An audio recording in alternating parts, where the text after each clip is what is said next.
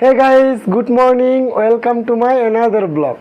Guys, আজকে বাংলাদেশে ঈদের দিন, পবিত্র ঈদ আজকে। তো সবাইকে জানাই ঈদ মুবারক, ঈদ মুবারক। তো আজকে সবাই সকাল সকালে ঘুম থেকে উঠেছি। তো আজকে সারাদিন কি করব, কি করছি সব কিছু শেয়ার করব আপনাদের সঙ্গে। আজকের দিনটি কিভাবে কাটলো, কিভাবে কাটালাম, ঠিক আছে, কত টাকা ঈদ বোনাস পেলাম, কত টাকা ঈদ বোনাস দিলাম, সব কিছুই থাকছে আজকের এই ব্লগে। তো চলুন তাহলে আজকের ব্লগটি শুরু করি। এখন ঘড়ি কাঁটা বেজে 7টা, আর কিছুক্ষণ পরেই ঈদগাহ মাঠে নামাজ শুরু হয়ে যাবে। তো আমরা সেই জন্য সকাল সকালই ঘুম থেকে উঠেছি। আমি, আমার ছেলে মেয়ে সবাই ঘুম থেকে উঠেছে।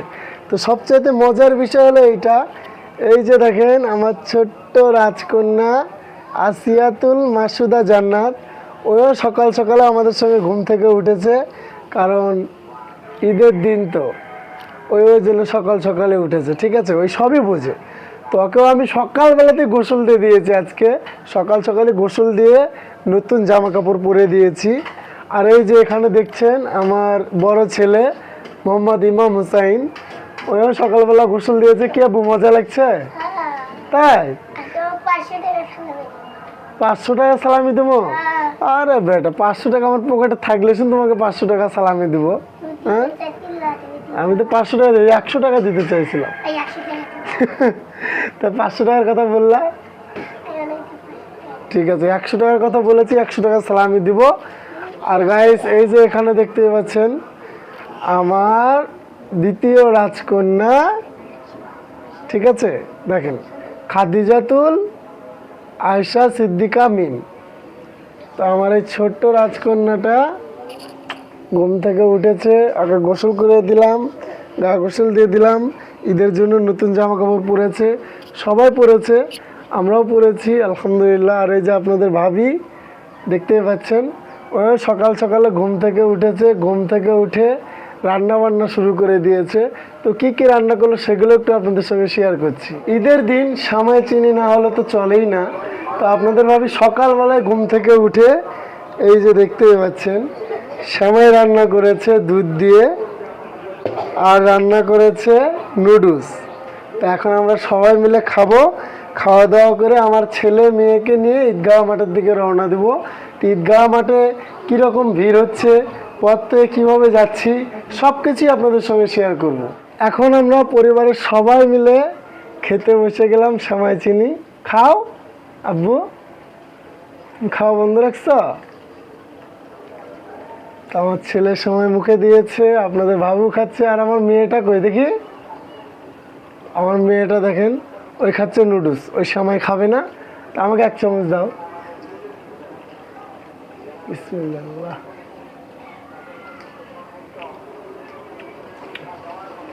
সময়টা কিন্তু সেই স্বাদ হয়েছে, তাই না আব্বু? নুডলস কেমন হয়েছে মা? ভালো হয়েছে। এখন আমাদের সেমাই চিনি খাওয়া শেষ। এখন আমরা কোথায় যাব? ঈদগাহ মাঠে। ঈদগাহ মাঠে গিয়ে দেখা হচ্ছে, ছেলে মেয়েকে নিয়ে আসলাম ঈদগাহ মাঠে ঈদের নামাজ পড়বো। তো এখানে ঘোষণা দিয়েছিল যে 7:30টায় নামাজ হবে। তো এসে দেখি নামাজই শেষ, 7:45 বাজে নামাজ শেষ। তো হলো ঈদগাহ মাঠ, আর আমার ছেলে মেয়েকে নিয়ে এখানে রাস্তাতেই দাঁড়িয়ে আছি। তো এখন বাসার দিকে ঘুরে যাচ্ছি। মন খারাপ তোমাদের? হ্যাঁ, আচ্ছা, সমস্যা নেই, মন খারাপের কিছু নেই, আমরা মজা কিনে খাবো। হ্যাঁ,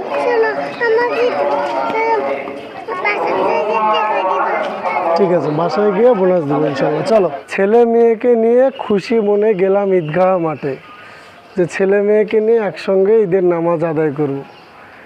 তো গেলাম তো খুশি মনে, কিন্তু ফেরত যাচ্ছি মনটা খারাপ হয়ে, কারণ অনেক দুঃখ পেলাম। গিয়ে দেখি নামাজ হয়ে গেছে। আসলে আমার যেতেও একটু দেরি হয়েছে। ঘোষণা দিয়েছিল 7:30টায় নামাজের কথা, আপনাদের সঙ্গে তো এর আগেও বললাম, কিন্তু আমার একটু যাতে 15 মিনিট দেরি হয়েছে। অন্য সময় তো অনেক দেরি হয়, কিন্তু এবার আগে হয়ে গেছে। তো বেশি কিছু করিনি, ছেলে মেয়ের জন্য একটু কিছু মজা কিনলাম আর 2টা গেম কিনলাম। এই কি গেম কিনছো তুমি? এটা কি গেম? এই গেমের নাম কি? Water game.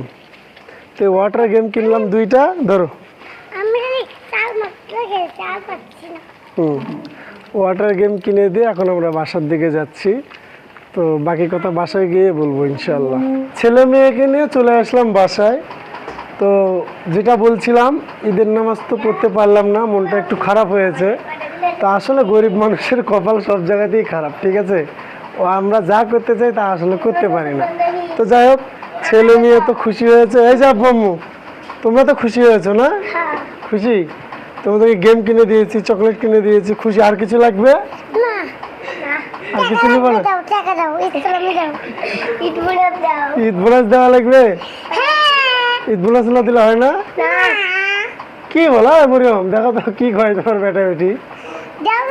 হ্যাঁ, এই দেখছেন দেখছেন, পকেটে পর্যন্ত হাত ঢুকিয়ে দিতেছে। তাহলে বলেন কি সাহস? ভয় করো না? আবার মানি ব্যাগ নিয়ে নিতেছে। দেখি দাও। আচ্ছা ঠিক আছে, দিতেছি দিতেছি।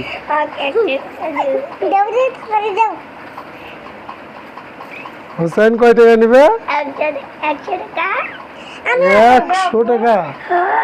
100 টাকা নিয়ে কি করবে তুমি? গেম নিলে না? বই টাকাটা ছিঁড়ে গেছে, তুমি এটাকে আরো ছিঁড়ে ফেলাবা। আচ্ছা এখন কেমন? ধরো ধরো আপু, ধরো 100 টাকা। এই যে 100 টাকা এটা, হ্যাঁ আমি পরে পরিবর্তন করে দেবো, ঠিক আছে? তারপরে খাদিজা 50 টাকা। তাহলে এটা দাও, 100 টাকা দাও, 50 টাকা দাও, পরে আমার থেকে 50 টাকা নিও। হ্যাঁ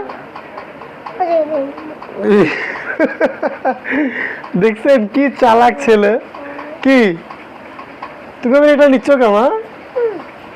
তোমাকে 100 টাকা দেবো, খালি যাওয়াকে 100 টাকা দিলাম, তা তোমাকে 100 টাকা দেবো। হ্যাঁ ঠিক আছে, তুমি আমার থেকে 50 টাকা পাওনা ধরে থাকলে। হ্যাঁ কি 50 টাকা পাওনা ধরে থাকলা, ঠিক আছে?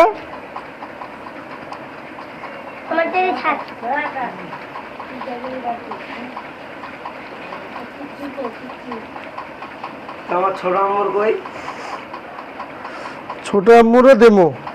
ও আমার ছোট রাজকন্যা, দেখছেন আপনাদের ভাবি আমার ছোট ভাইকে শিখে দিল যে আমার ছোট রাজকন্যার কই।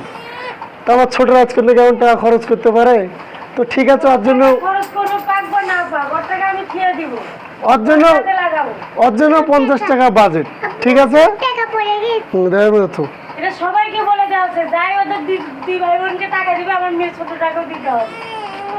তো সমস্যা নেই, ওর জন্য 50 টাকা বাজেট, ওকে 50 টাকা দিই, এখনই আছে খুচরা, ঠিক আছে? তো ওকে আগে 50 টাকা দিয়ে নি, এই যে 50 টাকা, তাহলে আর ঝামেলা শেষ। এই যে মা, আম্মু, এই তোমার 50 টাকা নাও। আম্মু, আম্মু, দেখি দেখি দেখি, ওর হাতের ভিতরে দেই, দেখি আম্মু নেওয়া তো, দেখি এটা ধরো তো। এই যে আম্মু, ও ওই টাকা নিবে না, ধরো তুমি, তুমি রাখো। খুশি? গাইস পরিবারের সবাই খুশি, মানে আমি খুশি। আকাশ তোরও কি সালামি লাগবো?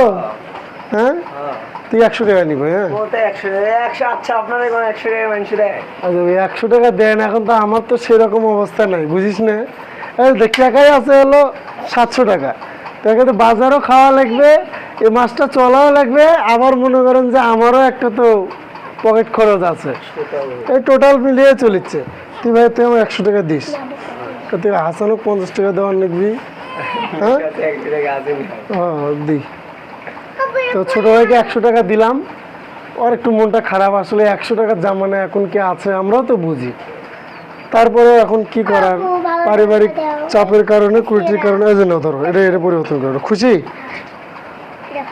পারিবারিক কুটির কারণে আর কি সব কিছু করে ওঠা যায় না। বাজারের দিকে আসলাম যে দেখি কিছু পরিচিত মানুষদের সাথে দেখা হয় কিনা, কিন্তু বাজারে এসে দেখি যে আসলে পরিচিত মানুষ তো একজনও নাই, সবাই দেশে চলে গেছে। তো এখানে এসে দেখছি কয়েকটা হাতে গোনা দোকানপাট খোলা আছে, তাছাড়া সব কিছুই বন্ধ, কারণ মানুষজন তো এখানে নাই, সবাই দেশে চলে গেছে। কারণ এই জায়গাটা যেহেতু শিল্প এলাকা, তো এই এলাকায় তো মনে করেন যে 97% মানুষই বাইরের, 3% মানুষ এই এলাকার। তো অনেকে কোরবানি দিচ্ছে, দূর থেকে দেখাই যাচ্ছে পিছনে অনেকে কোরবানি দিচ্ছে। তো ভাবলাম আমিও দেখি, আমার বন্ধু বান্ধবদের মাঝেও শেয়ার করি। তো এখন একটু মার বাসায় যাব, কারণ বাইরে বেশি একটা ভালো লাগছে না, যেহেতু অনেক রোদ উঠেছে। তো অতএব মায়ের কাছে একটু যাই, মায়ের কাছে গিয়ে ওই দিক দিয়ে ঘুরে বাসায় আসবো। বাসায় এসে একটু খাওয়া দাওয়া করে একটু বিশ্রাম নেবো, কারণ অনেক রোদ উঠেছে আকাশে। চলে আসলাম মার বাসাতে।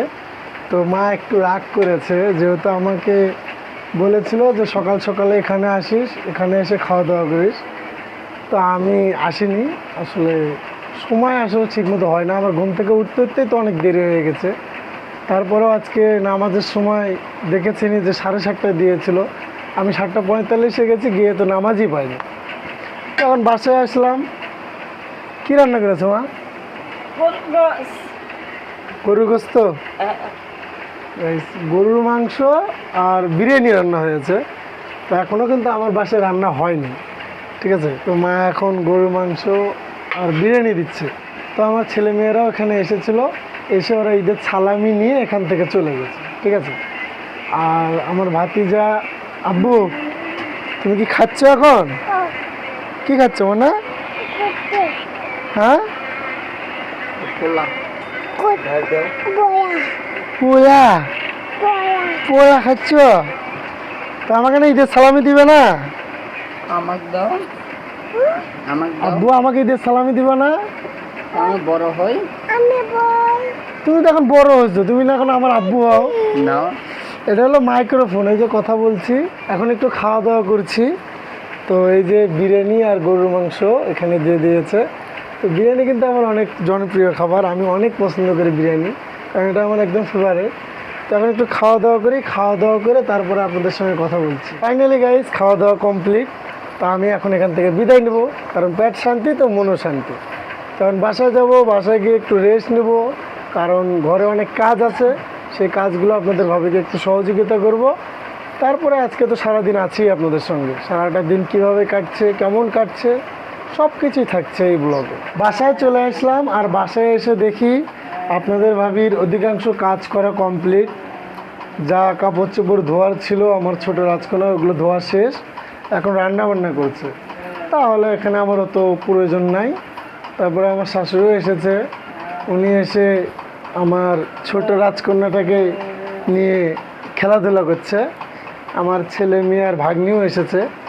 সো গাইজ, একটা জিনিস মানে একটু আমি বেশি চিন্তিত একটা বিষয়টা হলো এই ঈদে কম বেশি যতটুকুই পেরেছি সাধ্য মোতাবেক সবাইকে কম বেশি ঈদ বোনাস দিয়েছি, কিন্তু আপনার ভাবিকে কিছু দিতে পারিনি, আর আমারও তো কিছু নাই, ঠিক আছে।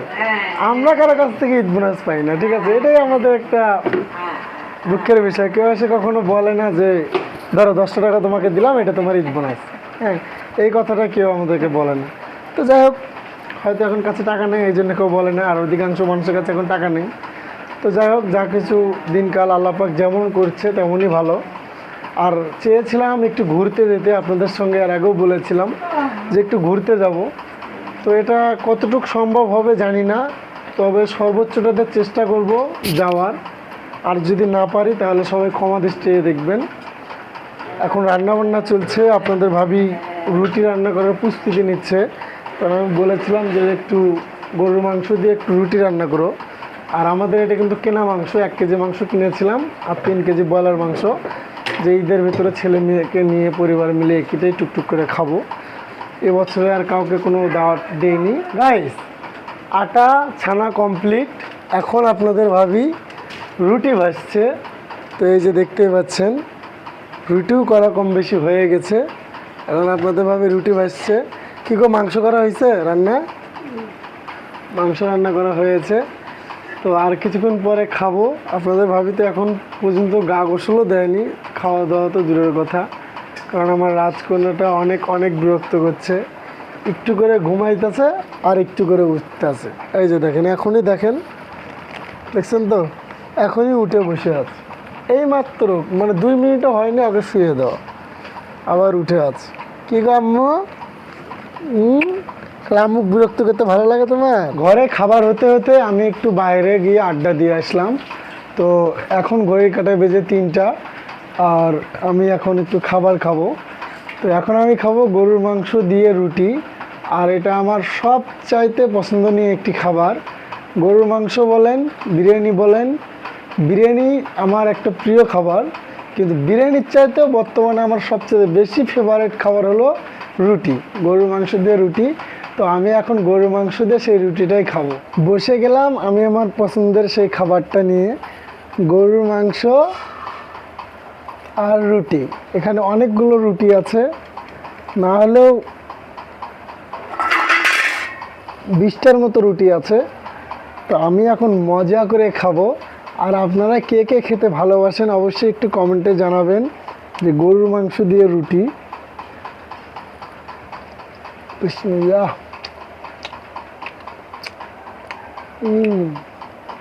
রান্নাটাও সুপার হয়েছে।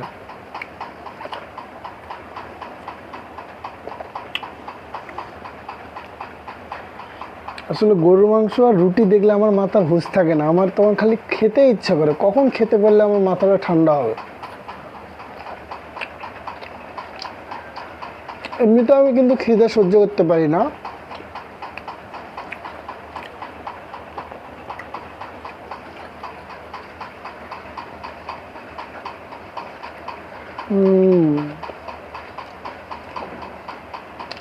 সেই সব আলহামদুলিল্লাহ গাইস, এখন খাওয়া দাওয়া একদম কমপ্লিট। পেট আর মন তৃপ্তি করে খেলাম, ঠিক আছে। অনেক মজা পেয়েছি খাবারটা খেয়ে, যেহেতু আমার অনেক পছন্দের খাবার ছিল। তো এখন আমি লাস্ট পর্যায়ে চলে এসেছি আমার ব্লগের। এখন আমি শুধু দেখবো আমার ছেলে মেয়ে আজকে সারাদিনে কত টাকা ঈদ বোনাস পেলো। আর আমি তো বলেছি আগে যে আমি তো 1 টাকাও ঈদ বোনাস পাইনি, কারণ আমার কপালে ঈদ বোনাস লেখা নাই। তো যাই হোক, এখন আমি দেখবো আমার ছেলে মেয়েরা কে কত টাকা ঈদ বোনাস পেলো। গাইস, এখন আমি দেখবো যে আমার ছেলে মেয়েরা আজকে সারাদিনে কত টাকা ঈদ বোনাস পেলো। তো এই যে আমার ছেলে মেয়েরা চলে এসেছে বাসায়। আসলে ওরা সারাদিন বাসায় ছিল না, নানির বাড়ি দাদির বাড়ি এগুলো বাড়ি করতে করতে ওদের সারাদিন চলে গেছে। আব্বু নাও। তো সব টাকা আর আম্মুর কাছে জমে থেকেছিল। আর আম্মু দেখেন টাকা গুনছে কি সুন্দর করে। তুমি আবার আমার ছেলের টাকাটুকু মারে দিয়েছো নাকি? হ্যাঁ, মারে দেয়নি? তাহলে এটা কার টাকা? আমাকে দিয়েছে। বাবারে বাবা, তাহলে মানে আপনার ভাবে ঈদ বোনাস পেয়েছে। আমারই কপাল খারাপ যে আমি 1 টাকাও ঈদ বোনাস পাইনি। আব্বু তুমি কয় টাকা পেলা দেখি? সারাদিনে শুধু 100 টাকা পাইছো? 200 টাকা অলরেডি খাওয়া শেষ। মানে 300 টাকা ঈদ বোনাস পেয়েছে, তার 200 টাকা খাওয়া শেষ করে দিছো? হ্যাঁ, আরে 100 টাকা আছে। হ্যাঁ রে আমার ছেলে গো, ধরো দেখি মা তুমি কয় টাকা পাইছো? বা আমার মায়ের টাকা তো এখানে মেলাগুলো দেখি। গাইস, এখানে আছে 170 টাকা। তাহলে আমার মা কয় টাকা খেয়েছে? কয় টাকা পাইছিলাম? 250। তো 170 টাকা এখানে আছে, তার মানে 80 টাকা খেয়েছে। সারাদিনে আমার মেয়ে 80 খেয়েছে আর এই 200 টাকা খেয়েছে। বাবারে বাবা, তুমি কয় টাকা খাইছো? 0। আপনাদের ভাবি 0 টাকা খেয়েছে, আর আমি সারাদিনে 10 টাকা খেয়েছি। তাও এখন আমার মেয়ের কাছ থেকে 10 টাকা নিয়ে গেছি, ওতে 5 টাকা খেয়েছে আর 5 টাকা নিয়ে এসেছে। সো গাইস, যাই হোক, আজকের ব্লগটা এমনিতে অনেক অনেক বড় হয়ে গিয়েছে। তো আজকের ব্লগটা আমি আর বেশি দীর্ঘ করছি না, আজকের ব্লগটা আমি এখানেই শেষ করছি। আমাদের এই ব্লগটি আপনাদের কাছে কেমন লাগলো অবশ্যই কমেন্টে জানাবেন। যদি ভালো লেগে থাকে তাহলে অবশ্যই অবশ্যই আমাদের চ্যানেলটি সাবস্ক্রাইব করবেন, ফেসবুক থেকে দেখলে ফলো করবেন। আরও এরকম সুন্দর সুন্দর ব্লগ পেতে আমাদের চ্যানেলটি সাবস্ক্রাইব করে অবশ্যই অবশ্যই পাশে থাকবেন। সবাই ভালো থাকবেন, সুস্থ থাকবেন, নিজের পরিবারকে নিয়ে শান্তিপূর্ণভাবে ঈদ উদযাপন করুন। সবাইকে জানাই ঈদ মোবারক। সবাই আল্লাহ হাফিজ জানাও। আল্লাহ হাফেজ। আল্লাহ হাফেজ।